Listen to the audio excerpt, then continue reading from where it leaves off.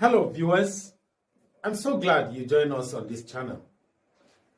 To you, my returning subscribers, I welcome you in Jesus' name. And if you are a new person in this channel, please subscribe to this channel and also tap the bell icon in order to get notification whenever we upload a new content. Thank you and God bless you. In today's episode, I want to talk on a topic, renouncing unhealthy loyalty.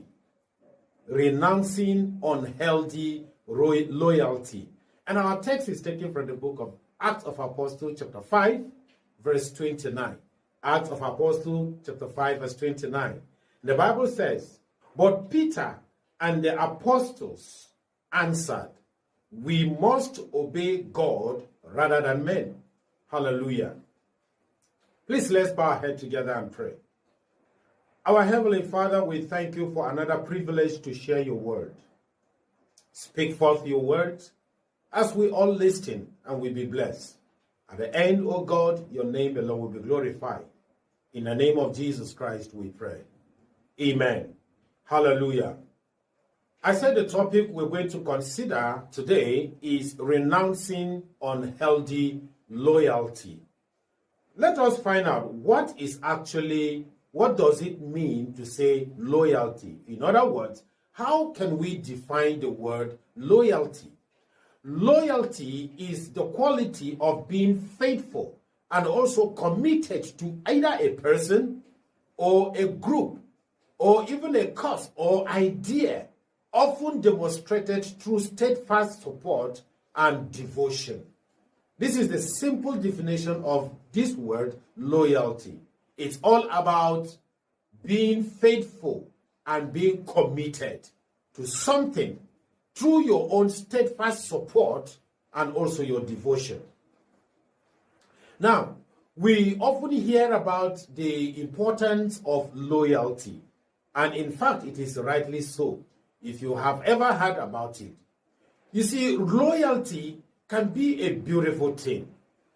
It is a cornerstone of strong relationship and also communication among the communities.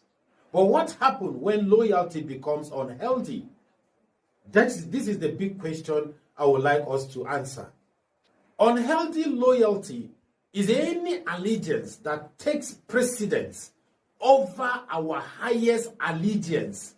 And who is this highest allegiance we're given to? Our loyalty to God and His truth. Any moment that you pay allegiance above your allegiance to God and the word of God, that is an unhealthy loyalty. You see, when your loyalty to a friend whom you see as a leader crosses into unhealthy territory, you might find yourself in an unhealthy situation. And that is the truth.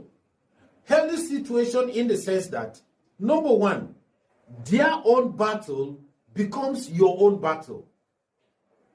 And that is an unhealthy situation. What do I mean by that?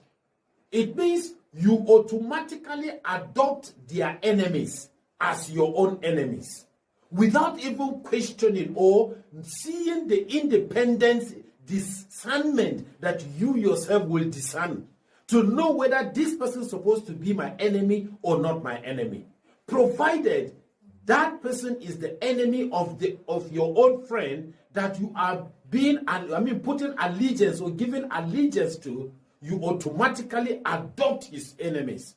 All his enemies become your own enemy without any question. This is an unhealthy loyalty. Number two, you exercise what we call a blind adoration. Having blind adoration here simply means that you, as a person, you begin to struggle to see any fault or any wrongdoing in that life of your friend's action, even when objective evidence suggests that what he is doing is wrong. But to you, you will not see that fault, that person is wrong. And that is an unhealthy loyalty. Number three, you compromise your own will. Meaning that you engage in actions or decisions that goes against your personal conscience or even your personal desires solely to gain that person approval or even to maintain, the favor that you get from that particular person. It is an unhealthy loyalty. Number 4, you become defender out of misguided obligation. And that is very dangerous. This means that you find yourself defending that person who you see is your friend. You begin to defend that person, or maybe even an organization that you belong, or that you represent, or even a long-held tradition associated with that person that is your friend. You become defender of that misguided obligation. Not because his own traditions or his own attitude aligns with God's word, but is driven by misguided sense of duty, a fear of their disapproval, so that they will not disapprove you, they will not reject you, and then you continue to give that misguided obligations onto them. Friends, I want you to think about this. Does it happen? Does it really happen? Do we really have people with such characters? Yes. The answer is capital yes. Now, if I may ask you, are you loyal to a friend, a leader, or even a family member who is clearly in the wrong, and you will be the one enabling their destructive behavior rather than speaking truth to them in love? Are you loyal to a church leader or a ministry, even when their actions contradict biblical principle, simply to avoid conflict or maintain peace, and you close your mouth without saying anything, in the name of being loyal? That is an unhealthy loyalty. Are you loyal to a particular political ideology or even a social group to point where we compromise our Christian conviction?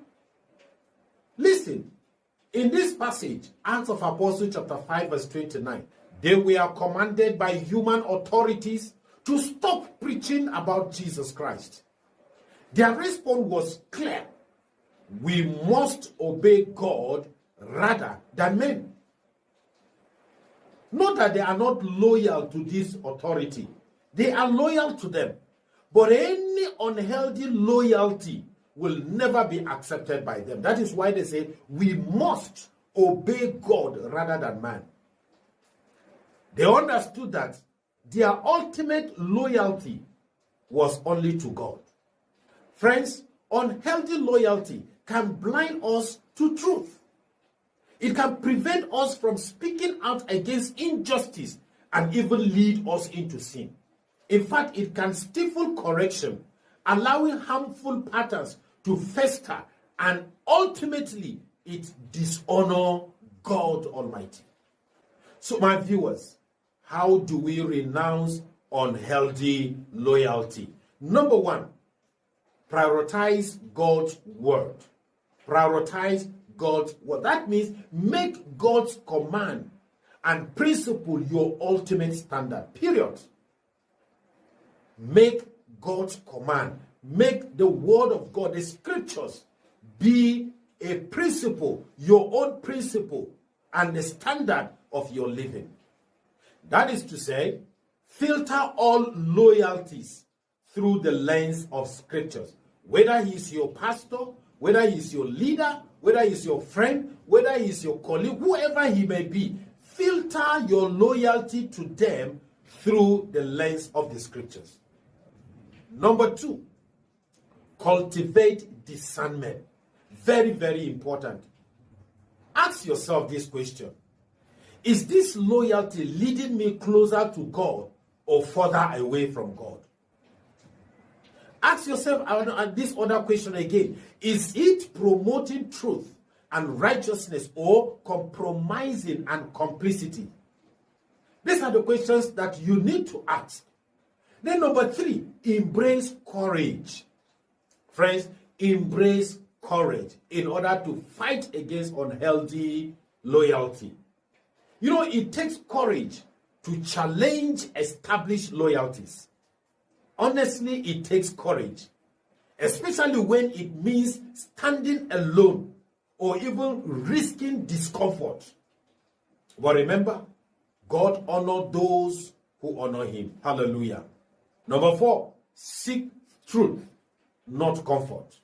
Always seek truth, not comfort. Sometimes loyalty to truth means sacrificing comfort or popularity. Let us examine our hearts today, my friends. Where might we be holding on to unhealthy loyalties? Check yourself. I urge us all, my viewers, let us prayerfully commit to releasing all these unhealthy loyalty to our friends, to our leaders, to our colleagues, and other traditions that is holding us back. Instead, let us pledge our unreserved, undivided loyalty to the one who is worthy of it all. That is our Lord and our Savior, Jesus Christ. May God give us the wisdom and the courage to obey him above all other people else. Thank you for listening. The Lord bless you, and I hope to see you again in the next episode, God willing. Thank you and goodbye.